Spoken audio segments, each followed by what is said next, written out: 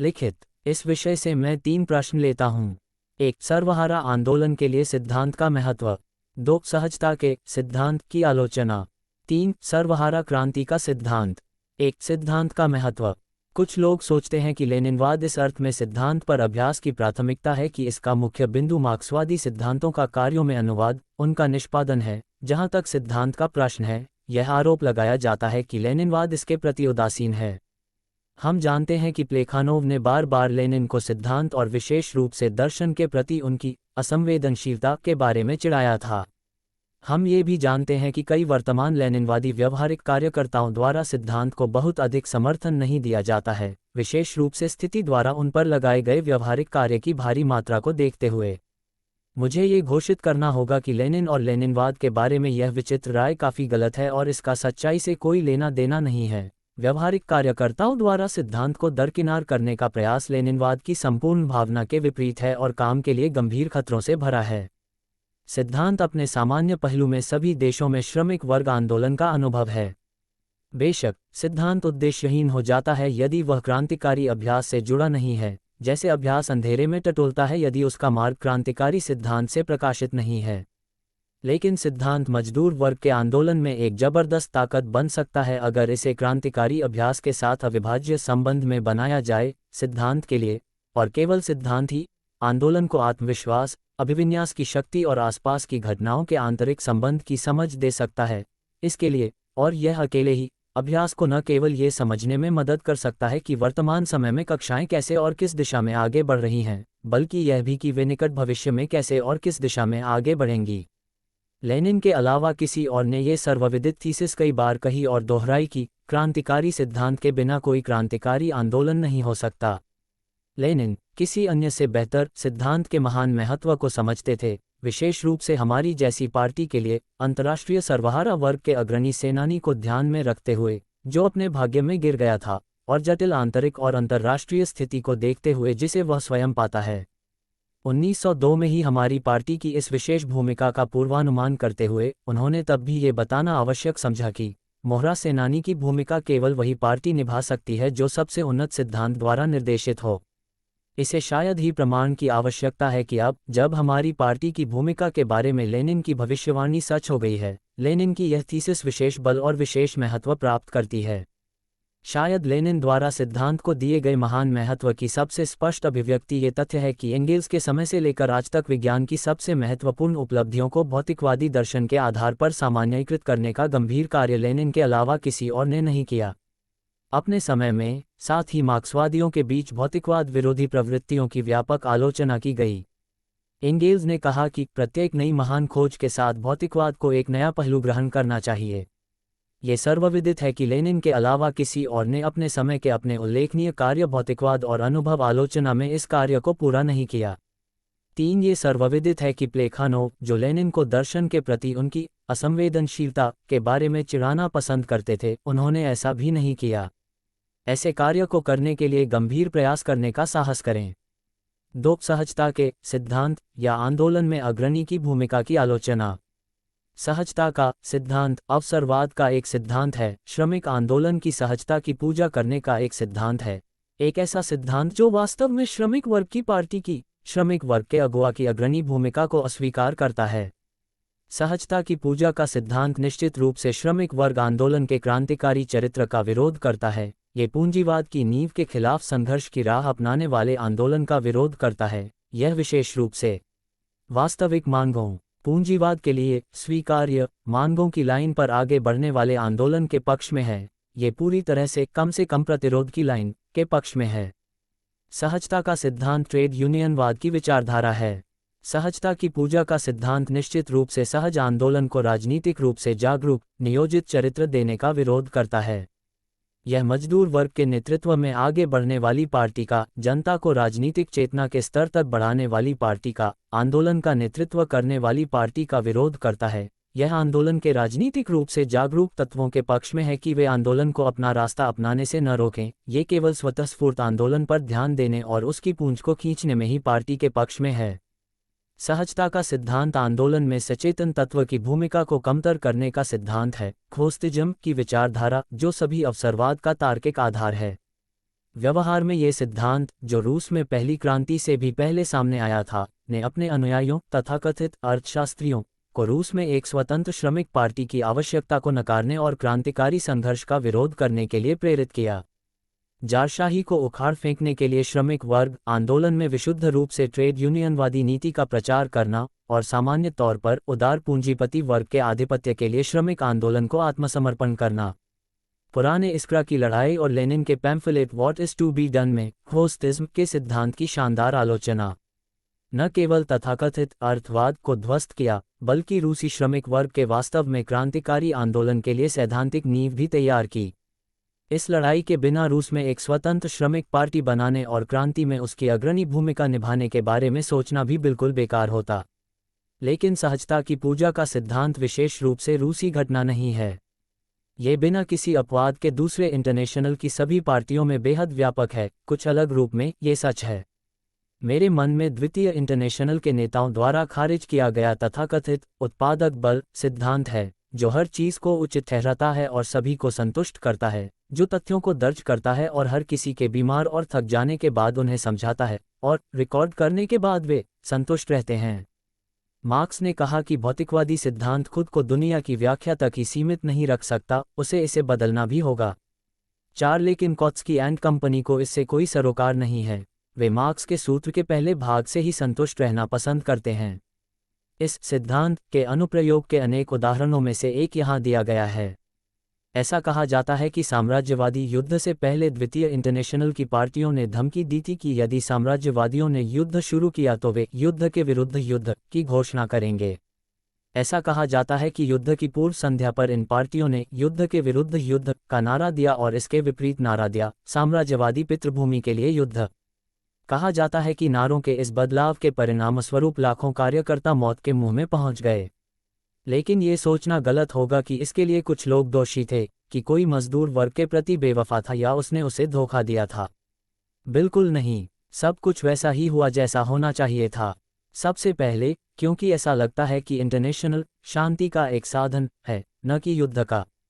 दूसरे, क्योंकि उस समय जो उत्पादक शक्तियों का स्तर था उसे देखते हुए और कुछ नहीं किया जा सकता था। उत्पादक शक्तियां दोषी हैं। ये श्री कौत्स्की के उत्पादक शक्तियों के सिद्धांत द्वारा हमें दी गई सटीक व्याख्या है, और जो उस सिद्धांत में विश्वास नहीं करता वह मार्क्सवादी नहीं है। पार्टियों की भूमिका, आंदोलन के लिए उनका महत्व। लेकिन कोई पार्टी उत्पादक शक्तियों के स्तर जैसे निर्णायक कारक के खिलाफ क्या कर सकती है? मार्क्सवाद के मिथ्याकरण के ऐसे ही अनेक उदाहरण दिए जा सकते हैं। इसे शायद ही इस बात के प्रमाण की आवश्यकता है कि अवसरवाद की नग्नता को छिपाने के लिए बनाया गया यह नकली मार्क्सवाद खोस्तिज्म के उसी सिद्धांत का एक यूरोपीय संस्करण मात्र है, जिसके खिलाफ लेनिन ने पहली रूसी क्रांति से पहले भी लड़ाई लड़ी थी। इस बात के प्रमाण की शायद ही आवश्यकता है कि इस सैद्धांतिक मिथ्याकरण का विध्वंस पश्चिम में वास्तविक क्रांतिकारी पार्टियों के निर्माण के लिए एक प्रारंभिक शर्त है। 3. सर्वहारा क्रांति का सिद्धांत। लेनिन का सर्वहारा क्रांति का सिद्धांत 3 मूलभूत सिद्धांतों से आगे बढ़ता है। पहली थीसिस, उन्नत पूंजीवादी देशों में वित्तीय पूंजी का वर्चस्व वित्तीय पूंजी के प्रमुख परिचालनों में से एक के रूप में स्टॉक और बॉन्ड का मुद्दा, कच्चे माल के स्रोतों के लिए पूंजी का निर्यात, जो साम्राज्यवाद की नींव में से एक है, एक वित्तीय कुलीनतंत्र की सर्वशक्तिमानता, जो वित्तीय पूंजी के प्रभुत्व का परिणाम है। ये सब एक अधिकारवादी पूंजीवाद के घोर परजीवी चरित्र को प्रकट करता है। पूंजीवादी ट्रस्टों और सिंडिकेट के जुए को 100 गुना अधिक बोझिल बनाता है, श्रमिकों के आक्रोश को तीव्र करता है, पूंजीवाद की नींव वाला वर्ग और जनता को उनके एकमात्र उद्धार के रूप में सर्वहारा क्रांति में लाता है। इसलिए पहला निष्कर्ष, पूंजीवादी देशों के भीतर क्रांतिकारी संकट की तीव्रता और महानगरों में आंतरिक सर्वहारा मोर्चे पर विस्फोट के तत्वों की वृद्धि। दूसरी थीसिस, उपनिवेशों और आश्रित देशों को पूंजी के निर्यात में वृद्धि, प्रभाव के क्षेत्रों और औपनिवेशिक संपत्तियों का विस्तार जब तक कि वे पूरे विश्व को कवर नहीं कर लेते, पूंजीवाद का वित्तीय दास्ता की एक विश्व व्यवस्था में परिवर्तन और मुट्ठी भर उन्नत देशों द्वारा दुनिया की अधिकांश आबादी का औपनिवेशिक उत्पीड़न, इन सभी ने एक और अलग अलग राष्ट्रीय अर्थव्यवस्थाओं और राष्ट्रीय क्षेत्रों को बदल दिया है। विश्व अर्थव्यवस्था कहलाने वाली एक श्रृंखला की कड़ियों में बढ़ गया और दूसरी ओर विश्व की जनसंख्या को 2 खेमों में विभाजित कर दिया। मुट्ठी भर उन्नत पूंजीवादी देश जो विशाल उपनिवेशों और निर्भरताओं का शोषण और दमन करते हैं, और विशाल बहुमत शामिल है। औपनिवेशिक और आश्रित देश जो साम्राज्यवादी जुए से मुक्ति के लिए संघर्ष करने के लिए मजबूर हैं। इसलिए दूसरा निष्कर्ष, औपनिवेशिक देशों में क्रांतिकारी संकट की तीव्रता और बाहरी औपनिवेशिक मोर्चे पर साम्राज्यवाद के खिलाफ विद्रोह के तत्वों का विकास। तीसरी थीसिस, प्रभाव के क्षेत्रों और उपनिवेशों का एकाधिकारवादी कब्जा, पूंजीवादी देशों का असमान विकास, जिससे उन देशों के बीच दुनिया के पुनर्विभाजन के लिए एक उन्मादी संघर्ष शुरू हो गया है, जिन्होंने पहले ही क्षेत्रों पर कब्जा कर लिया है और जो अपने हिस्से का दावा कर रहे हैं। अशांत संतुलन को बहाल करने के एकमात्र साधन के रूप में साम्राज्यवादी युद्ध, ये सब तीसरे मोर्चे, अंतर पूंजीवादी मोर्चे पर संघर्ष को तेज करने की ओर ले जाता है, जो साम्राज्यवाद को कमजोर करता है और साम्राज्यवाद के खिलाफ पहले दो मोर्चों के मिलन की सुविधा प्रदान करता है, क्रांतिकारी सर्वहारा वर्ग का मोर्चा और औपनिवेशिक मुक्ति का मोर्चा। इसलिए तीसरा निष्कर्ष कि साम्राज्यवाद के तहत युद्धों को टाला नहीं जा सकता है और साम्राज्यवाद के विश्व मोर्चे के खिलाफ क्रांति के संयुक्त विश्व मोर्चे में यूरोप में सर्वहारा क्रांति और पूर्व में औपनिवेशिक क्रांति के बीच गठबंधन अपरिहार्य है। लेनिन इन सभी निष्कर्षों को एक सामान्य निष्कर्ष में जोड़ते हैं कि साम्राज्यवाद समाजवादी क्रांति की पूर्व संध्या है। सर्वहारा क्रांति के प्रश्न का दृष्टिकोण, क्रांति का चरित्र, उसका दायरा, उसकी गहराई, सामान्य तौर पर क्रांति की योजना तदनुसार बदल जाती है। पहले सर्वहारा क्रांति के लिए पूर्व आवश्यकताओं का विश्लेषण आमतौर पर अलग अलग देशों की आर्थिक स्थिति के दृष्टिकोण से किया जाता था। अब यह दृष्टिकोण पर्याप्त नहीं रह गया है। अब इस मामले को सभी या अधिकांश देशों की आर्थिक स्थिति के दृष्टिकोण से, विश्व अर्थव्यवस्था की स्थिति के दृष्टिकोण से देखा जाना चाहिए। व्यक्तिगत देशों और व्यक्तिगत राष्ट्रीय अर्थव्यवस्थाओं के लिए आत्मनिर्भर इकाइयां बंद हो गई हैं। वे विश्व अर्थव्यवस्था नामक एक ही श्रृंखला की कड़ियां बन गई हैं, क्योंकि पुराना सुसंस्कृत पूंजीवाद साम्राज्यवाद में विकसित हो गया है और साम्राज्यवाद मुट्ठी भर उन्नत देशों द्वारा दुनिया की अधिकांश आबादी की वित्तीय दास्ता और औपनिवेशिक उत्पीड़न की एक विश्व प्रणाली है। पहले अलग अलग देशों में, या अधिक सटीक रूप से कहें तो एक या दूसरे विकसित देश में सर्वहारा क्रांति के लिए वस्तुगत स्थितियों के अस्तित्व या अनुपस्थिति के बारे में बात करना स्वीकार्य बात थी। अब ये दृष्टिकोण पर्याप्त नहीं रह गया है। अब हमें समग्र रूप से विश्व साम्राज्यवादी अर्थव्यवस्था की संपूर्ण व्यवस्था में क्रांति के लिए वस्तुनिष्ठ स्थितियों के अस्तित्व के बारे में बात करनी चाहिए। इस प्रणाली के भीतर कुछ ऐसे देशों का अस्तित्व जो औद्योगिक रूप से पर्याप्त रूप से विकसित नहीं हैं, क्रांति के लिए एक अपरिहार्य बाधा के रूप में काम नहीं कर सकते हैं, यदि पूरी प्रणाली के रूप में या अधिक सही ढंग से कहें तो, क्योंकि समग्र रूप से प्रणाली पहले से ही क्रांति के लिए तैयार है। पूर्व में एक या दूसरे विकसित देश में सर्वहारा क्रांति को एक अलग और आत्मनिर्भर इकाई के रूप में बोलना स्वीकार्य बात थी, जो पूंजी के एक अलग राष्ट्रीय मोर्चे को उसके प्रतिपादक के रूप में विरोध करती थी। अब यह दृष्टिकोण पर्याप्त नहीं रह गया है। अब हमें विश्व सर्वहारा क्रांति की बात करनी चाहिए, क्योंकि पूंजी के अलग अलग राष्ट्रीय मोर्चे एक ही श्रृंखला की कड़ियां बन गए हैं, जिसे साम्राज्यवाद का विश्व मोर्चा कहा जाता है, जिसका सभी देशों में क्रांतिकारी आंदोलन के एक साझा मोर्चे द्वारा विरोध किया जाना चाहिए। पहले सर्वहारा क्रांति को विशेष रूप से किसी देश के आंतरिक विकास का परिणाम माना जाता था। अब यह दृष्टिकोण पर्याप्त नहीं रह गया है। अब सर्वहारा क्रांति को मुख्य रूप से साम्राज्यवाद की विश्व व्यवस्था के भीतर विरोधाभासों के विकास का परिणाम माना जाना चाहिए, एक देश या दूसरे में विश्व साम्राज्यवादी मोर्चे की श्रृंखला के टूटने का परिणाम। क्रांति कहाँ से शुरू होगी? कहाँ, किस देश में पूंजी का मोर्चा सबसे पहले भेदा जा सकता है?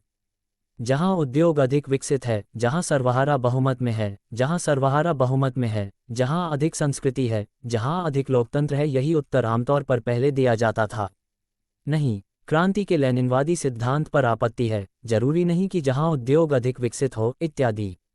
पूंजी के मोर्चे को वहीं भेदा जाएगा जहां साम्राज्यवाद की श्रृंखला सबसे कमजोर है, क्योंकि सर्वहारा क्रांति विश्व साम्राज्यवादी मोर्चे की श्रृंखला को उसके सबसे कमजोर लिंक पर तोड़ने का परिणाम है। और यह पता चल सकता है कि जिस देश ने क्रांति शुरू की है, जिसने पूंजी के मोर्चे पर सेंध लगाई है, वह अन्य अधिक विकसित देशों की तुलना में पूंजीवादी अर्थों में कम विकसित है, जो हालांकि पूंजीवाद के ढांचे के भीतर बने हुए हैं। 1917 में साम्राज्यवादी विश्व मोर्चे की श्रृंखला अन्य देशों की तुलना में रूस में कमजोर साबित हुई। यहीं पर श्रृंखला टूटी और सर्वहारा क्रांति के लिए एक रास्ता उपलब्ध हुआ। क्यों? क्योंकि रूसी में एक महान लोकप्रिय क्रांति सामने आ रही थी और उसके नेतृत्व में क्रांतिकारी सर्वहारा वर्ग आगे बढ़ रहा था, जिसके पास किसानों का विशाल जनसमूह इतना महत्वपूर्ण सहयोगी था, जो जमींदारों द्वारा उत्पीड़ित और शोषित था। क्योंकि वहाँ की क्रांति का विरोध जारशाही जैसे साम्राज्यवाद के ऐसे घृणित प्रतिनिधि ने किया था, जिसमें नैतिक प्रतिष्ठा का अभाव था और पूरी आबादी उससे घृणा करती थी। ये श्रृंखला रूस में कमज़ोर साबित हुई, हालांकि पूंजीवादी दृष्टि से रूस फ्रांस या जर्मनी, ब्रिटेन या अमेरिका की तुलना में कम विकसित था। निकट भविष्य में ये श्रृंखला कहाँ टूटेगी? फिर, जहाँ ये सबसे कमज़ोर है। इस बात से इनकार नहीं किया जा सकता कि भारत में ये श्रृंखला टूट सकती है। क्यों? क्योंकि उस देश में एक युवा, जुझारू, क्रांतिकारी सर्वहारा वर्ग है, जिसके पास राष्ट्रीय मुक्ति आंदोलन जैसा एक सहयोगी है, एक निस्संदेह शक्तिशाली और निस्संदेह महत्वपूर्ण सहयोगी। क्योंकि वहाँ क्रांति का सामना विदेशी साम्राज्यवाद जैसे सुप्रसिद्ध शत्रु से है, जिसका कोई नैतिक श्रेय नहीं है, और भारत की सभी उत्पीड़ित और शोषित जनता उससे घृणा करती है। ये भी बहुत संभव है कि जर्मनी में उसका सिलसिला टूट जाए। क्यों? क्योंकि जो कारक, मान लीजिए, भारत में काम कर रहे हैं, वे जर्मनी में भी काम करना शुरू कर रहे हैं। लेकिन निस्संदेह भारत और जर्मनी के बीच विकास के स्तर में भारी अंतर जर्मनी में क्रांति की प्रगति और परिणाम पर अपनी छाप छोड़े बिना नहीं रह सकता। लेनिन ने कहा कि पश्चिम यूरोपीय पूंजीवादी देश समाजवाद की दिशा में अपना विकास पूरा करेंगे। उनमें समाजवाद के परिपक्व होने से भी नहीं, बल्कि कुछ देशों का दूसरों द्वारा शोषण करने से पराजित होने वाले पहले देशों के शोषण से साम्राज्यवादी युद्ध में पूरे पूर्व के शोषण के साथ संयुक्त। दूसरी ओर, ठीक पहले साम्राज्यवादी युद्ध के परिणामस्वरूप पूर्व निश्चित रूप से क्रांतिकारी आंदोलन में आ गया है, निश्चित रूप से दुनिया के सामान्य भंवर में फंस गया है क्रांतिकारी आंदोलन। संक्षेप में, साम्राज्यवादी मोर्चे की श्रृंखला एक नियम के रूप में वहां टूटनी चाहिए जहां कड़ियां कमजोर हों, और हर हाल में जरूरी नहीं कि जहां पूंजीवाद अधिक विकसित हो, जहां सर्वहाराओं का ऐसा और इतना प्रतिशत हो और ऐसा प्रतिशत हो, किसानों का इत्यादि। यही कारण है कि सर्वहारा क्रांति के प्रश्न का निर्णय करते समय किसी देश में सर्वहारा आबादी के प्रतिशत के सांख्यिकीय अनुमान उस असाधारण महत्व को खो देते हैं जो द्वितीय अंतर्राष्ट्रीय के सिद्धांतकारों द्वारा इतनी उत्सुकता से दिया गया था, जो साम्राज्यवाद को नहीं समझते हैं और जो क्रांति से डरते हैं। आगे बढ़ने के लिए दूसरे इंटरनेशनल के नायकों ने जोर देकर कहा और जोर देकर कहते रहे हैं कि बुर्जुआ लोकतांत्रिक क्रांति और सर्वहारा क्रांति के बीच एक खाई है, या किसी भी दर पर एक चीनी दीवार है, जो कमोबेश लंबे अंतराल से एक को दूसरे से अलग करती है। वह समय जिसके दौरान पूंजीपति वर्ग सत्ता में आकर पूंजीवाद का विकास करता है, जबकि सर्वहारा वर्ग ताकत जमा करता है और पूंजीवाद के खिलाफ निर्णायक संघर्ष के लिए तैयार होता है। इस अंतराल की गणना आमतौर पर कई दशकों तक विस्तारित करने के लिए की जाती है, यदि अधिक नहीं। इसे शायद ही प्रमाण की आवश्यकता है कि यह चीनी दीवार सिद्धांत साम्राज्यवाद की स्थितियों के तहत पूरी तरह से वैज्ञानिक अर्थ से रहित है, कि यह केवल पूंजीपति वर्ग की प्रति क्रांतिकारी आकांक्षाओं को छिपाने का एक साधन है और हो सकता है। इसे शायद ही प्रमाण की आवश्यकता है कि साम्राज्यवाद की परिस्थितियां टकरावों और युद्धों से भरी हुई हैं। समाजवादी क्रांति की पूर्व संध्या की परिस्थितियों में, जब फलता फूलता पूंजीवाद मरणासन पूंजीवाद बन जाता है और दुनिया के सभी देशों में क्रांतिकारी आंदोलन बढ़ रहा है, जब साम्राज्यवाद बिना किसी अपवाद के सभी प्रतिक्रियावादी ताकतों के साथ गठबंधन कर रहा है, जिसमें जारशाही और दास प्रथा भी शामिल है, इस प्रकार पश्चिम के सर्वहारा आंदोलन से लेकर पूर्व के राष्ट्रीय मुक्ति आंदोलन तक सभी क्रांतिकारी ताकतों का गठबंधन अनिवार्य हो गया है। जब साम्राज्यवाद के खिलाफ क्रांतिकारी संघर्ष के बिना सामंती दास्ता के शासन के अस्तित्व को उखाड़ फेंकना असंभव हो जाता है, तो इसे शायद ही सबूत की आवश्यकता होती है कि बुर्जुआ लोकतांत्रिक क्रांति कम विकसित देश में ऐसी परिस्थितियों में सर्वहारा क्रांति पर पहुंचनी चाहिए कि पहले को बाद वाले में प्रवेश करना होगा।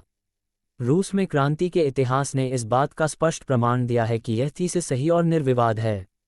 यह अकारण नहीं था कि लेनिन ने 1905 में पहली रूसी क्रांति की पूर्व संध्या पर अपने पैम्फलेट टू टैक्टिक्स में बुर्जुआ लोकतांत्रिक क्रांति और समाजवादी क्रांति को एक ही श्रृंखला की दो कड़ियों के रूप में दर्शाया था। एक एकल और रूसी क्रांति की व्यापक तस्वीर सर्वहारा वर्ग को निरंकुशता के प्रतिरोध को बलपूर्वक कुचलने और पूंजीपति वर्ग की अस्थिरता को पनगु बनाने के लिए किसानों के जनसमूह को अपने साथ जोड़कर लोकतांत्रिक क्रांति को पूरा करना होगा। सर्वहारा वर्ग को सहयोगी बनकर समाजवादी क्रांति को पूरा करना होगा। पूंजीपति वर्ग के प्रतिरोध को बलपूर्वक कुचलने और किसानों तथा निम्न पूंजीपति वर्ग की अस्थिरता को पनगु बनाने के लिए जनसंख्या के अर्ध सर्वहारा तत्वों के समूह को अपने में मिला लिया। सर्वहारा वर्ग के यही कार्य हैं जो नए इस्क्रा क्रांति के व्यापक प्रसार के बारे में अपने सभी तर्कों और संकल्पों को बहुत संकीर्ण रूप से प्रस्तुत करते हैं। लेनिन के अन्य बाद के कार्यों का उल्लेख करने की कोई आवश्यकता नहीं है, जिसमें बुर्जुआ क्रांति का विचार सर्वहारा क्रांति में बदल जाता है। क्रांति के लेनिनवादी सिद्धांत की आधारशिलाओं में से एक के रूप में टू टैक्टिक्स की तुलना में अधिक राहत के साथ सामने आता है। ऐसा लगता है कि कुछ साथियों का मानना है कि लेनिन इस विचार पर 1916 में ही पहुंच गए थे। उस समय तक उन्होंने सोचा था कि रूस में क्रांति बुर्जुआ ढांचे के भीतर रहेगी, परिणामस्वरूप सत्ता उनके हाथों से चली जाएगी सर्वहारा वर्ग और किसानों की तानाशाही पूंजीपति वर्ग के हाथों में, न कि सर्वहारा वर्ग के हाथों में। कहा जाता है कि ये दावा हमारे कम्युनिस्ट प्रेस में भी घुस गया है। मुझे कहना होगा कि ये दावा बिल्कुल गलत है, ये तथ्यों से पूरी तरह अलग है। मैं पार्टी की तीसरी कांग्रेस 1905 में लेनिन के प्रसिद्ध भाषण का उल्लेख कर सकता हूं, जिसमें उन्होंने सर्वहारा वर्ग और किसानों की तानाशाही को परिभाषित किया था, यानी लोकतांत्रिक क्रांति की जीत, न कि व्यवस्था के संगठन के रूप में, लेकिन युद्ध के संगठन के रूप में। इसके अलावा मैं लेनिन के सुप्रसिद्ध लेख ऑन अ प्रोविजनल गवर्नमेंट 1905 का हवाला दे सकता हूं, जहां उभरती रूसी क्रांति की संभावनाओं को रेखांकित करते हुए उन्होंने पार्टी को ये सुनिश्चित करने का काम सौंपा कि रूसी क्रांति एक आंदोलन नहीं है, कुछ महीनों का, बल्कि कई वर्षों का आंदोलन, जो न केवल शक्तियों की ओर से मामूली रियायतों की ओर ले जाता है, बल्कि उन शक्तियों को पूरी तरह से उखाड़ फेंकने की ओर ले जाता है, जहां इन संभावनाओं को और विस्तार देते हुए और उन्हें यूरोप में क्रांति के साथ जोड़ते हुए वह आगे कहते हैं, और यदि हम ऐसा करने में सफल हो जाते हैं तो तब क्रांतिकारी ज्वाला पूरे यूरोप में फैल जाएगी। यूरोपीय कार्यकर्ता बुर्जुआ प्रतिक्रिया के तहत निस्तेज होकर अपनी बारी में उठेगा और हमें दिखाएगा कि ये कैसे किया जाता है। तब यूरोप में क्रांतिकारी लहर फिर से रूस में लौटेगी और कुछ क्रांतिकारी वर्षों के युग को कई क्रांतिकारी दशकों के युग में बदल देगी। मैं आगे नवंबर 1915 में प्रकाशित लेनिन के एक प्रसिद्ध लेख का उल्लेख कर सकता हूं, जिसमें वह लिखते हैं, सर्वहारा वर्ग लड़ रहा है और बहादुरी से लड़ेगा, सत्ता पर कब्जा करने के लिए, जमीन की जब्ती के लिए, एक गणतंत्र के लिए। बुर्जुआ रूस को सैन्य सामंती से मुक्त कराने में लोगों के गैर सर्वहारा जनसमूह की भागीदारी के लिए, साम्राज्यवाद और सर्वहारा वर्ग तुरंत ज़ारवाद से, जमींदारों की कृषि शक्ति से बुर्जुआ रूस की इस मुक्ति का लाभ उठाएगा। ग्रामीण श्रमिकों के खिलाफ उनके संघर्ष में अमीर किसानों की सहायता करने के लिए नहीं, बल्कि उन्हें आगे बढ़ाने के लिए यूरोप के सर्वहाराओं के साथ गठबंधन में समाजवादी क्रांति।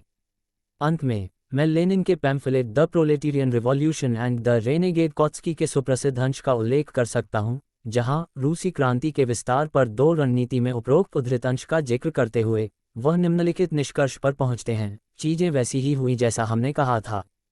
क्रांति ने जो रास्ता अपनाया उसने हमारे तर्क की सत्यता की पुष्टि की।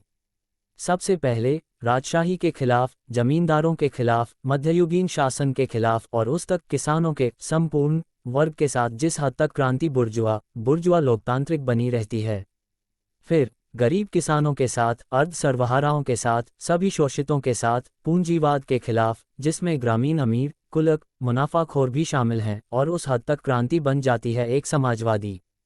पहले और दूसरे के बीच एक कृत्रिम चीनी दीवार खड़ी करने का प्रयास करना, उन्हें सर्वहारा वर्ग की तैयारी की डिग्री और गरीब किसानों के साथ इसकी एकता की डिग्री के अलावा किसी और चीज से अलग करना, मार्क्सवाद को राक्षसी रूप से विकृत करना है।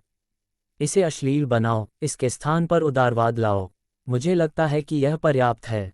बहुत अच्छा, हमें बताया जा सकता है, लेकिन अगर ऐसा है तो लेनिन ने स्थायी निर्बाध क्रांति के विचार का मुकाबला क्यों किया? क्योंकि लेनिन ने प्रस्तावित किया था कि किसानों की क्रांतिकारी क्षमताओं को खत्म कर दिया जाए और उनकी क्रांतिकारी ऊर्जा का पूरा उपयोग जारवाद के पूर्ण उन्मूलन और सर्वहारा क्रांति में संक्रमण के लिए किया जाए, जबकि स्थायी क्रांति के अनुयायियों ने ऐसा नहीं किया।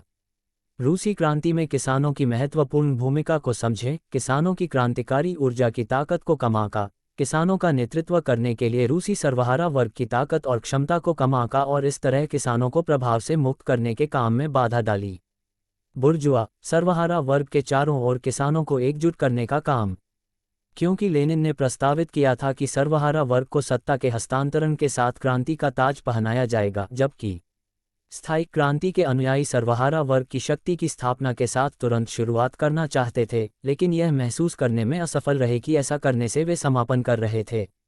उनकी नज़र भूदास प्रथा के अस्तित्व जैसे मामूली विवरण पर थी और वे रूसी किसानों जैसी महत्वपूर्ण ताकत को नज़रअंदाज कर रहे थे। ये समझने में असफल रहे कि ऐसी नीति केवल किसानों की जीत को उनके पक्ष में रोक सकती है।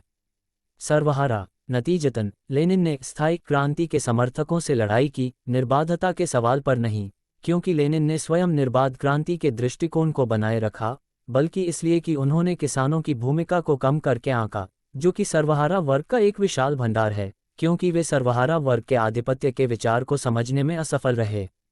स्थायी क्रांति के विचार को एक नया विचार नहीं माना जाना चाहिए। इसे सबसे पहले मार्क्स ने 40 के दशक के अंत में कम्युनिस्ट लीग 1850 को दिए अपने सुप्रसिद्ध संबोधन में आगे बढ़ाया था। इसी दस्तावेज से हमारे स्थायीवादियों ने निर्बाध क्रांति का विचार लिया। ये ध्यान दिया जाना चाहिए कि मार्क्स से इसे लेते समय हमारे स्थायीवादियों ने इसमें कुछ बदलाव किया और इसे बदलने में इसे खराब कर दिया और इसे व्यावहारिक उपयोग के लिए अयोग्य बना दिया।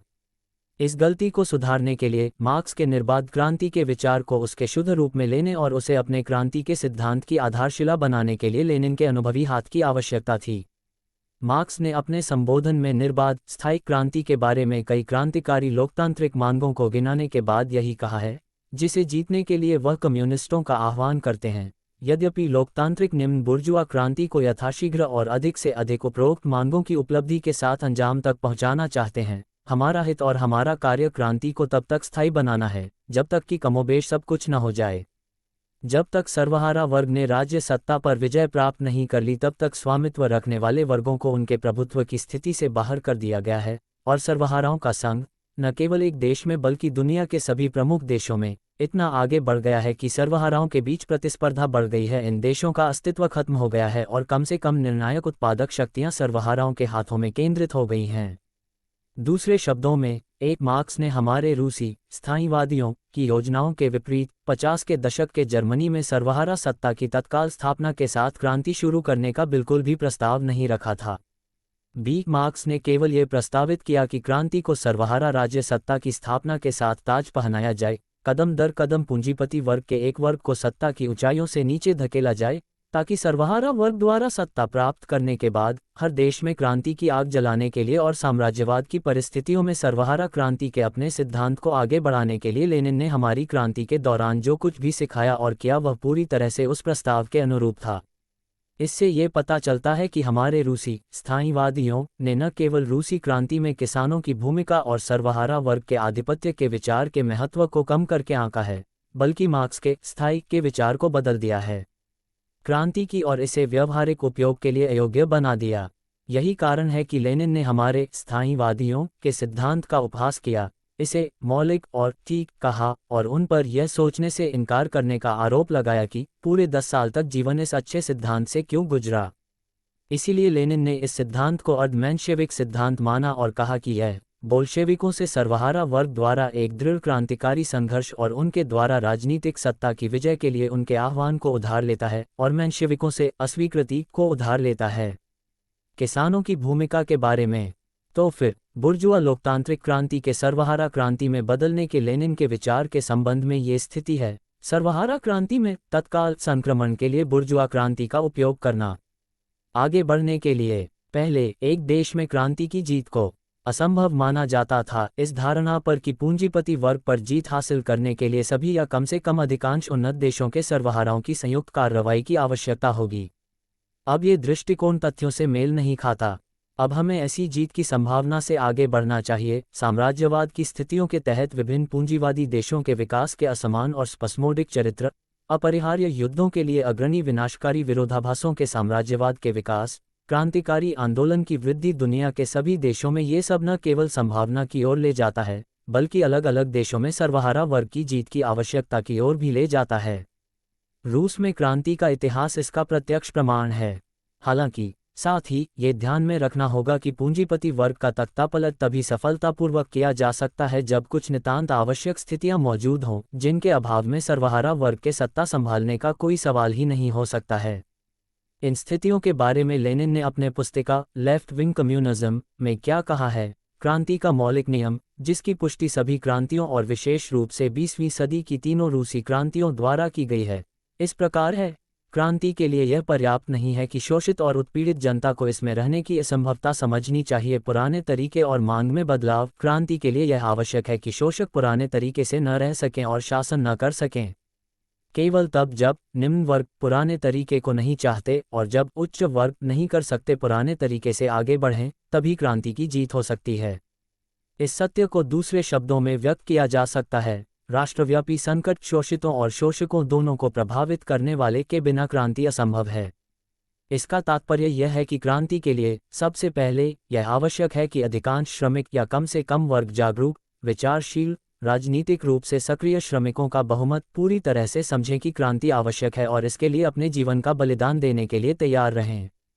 दूसरे, शासक वर्ग को सरकारी संकट से गुजरना चाहिए, जो सबसे पिछड़े लोगों को भी राजनीति में खींचता है, सरकार को कमजोर करता है और क्रांतिकारियों के लिए इसे तेजी से उखाड़ फेंकना संभव बनाता है। लेकिन पूंजीपति वर्ग की सत्ता को उखाड़ फेंकने और एक देश में सर्वहारा वर्ग की सत्ता की स्थापना का मतलब अभी यह नहीं है कि समाजवाद की पूर्ण जीत सुनिश्चित हो गई है। अपनी शक्ति को मजबूत करने और किसानों का नेतृत्व करने के बाद विजयी देश का सर्वहारा एक समाजवादी समाज का निर्माण कर सकता है और करना ही चाहिए। लेकिन क्या इसका मतलब यह है कि इससे समाजवाद की पूर्ण और अंतिम जीत हासिल हो जाएगी? यानी क्या इसका मतलब यह है कि केवल एक देश की ताकतों के साथ यह अंततः समाजवाद को मजबूत कर सकता है और उस देश को हस्तक्षेप के खिलाफ और परिणामस्वरूप बहाली के खिलाफ भी पूरी तरह से गारंटी दे सकता है? नहीं, वो नहीं। इसके लिए कम से कम कई देशों में क्रांति की जीत जरूरी है। इसलिए अन्य देशों में क्रांति का विकास और समर्थन विजयी क्रांति का एक आवश्यक कार्य है। इसलिए जो क्रांति एक देश में विजयी हुई है उसे स्वयं को एक आत्मनिर्भर इकाई के रूप में नहीं, बल्कि एक सहायता के रूप में दूसरे देशों में सर्वहारा वर्ग की जीत को तेज करने के साधन के रूप में मानना चाहिए। लेनिन ने इस विचार को संक्षेप में व्यक्त किया जब उन्होंने कहा कि विजयी क्रांति का कार्य सभी देशों में क्रांति के विकास, समर्थन और जागृति के लिए एक देश में यथासंभव प्रयास करना है। ये सामान्य तौर पर लेनिन के सर्वहारा क्रांति के सिद्धांत की विशिष्ट विशेषताएं हैं।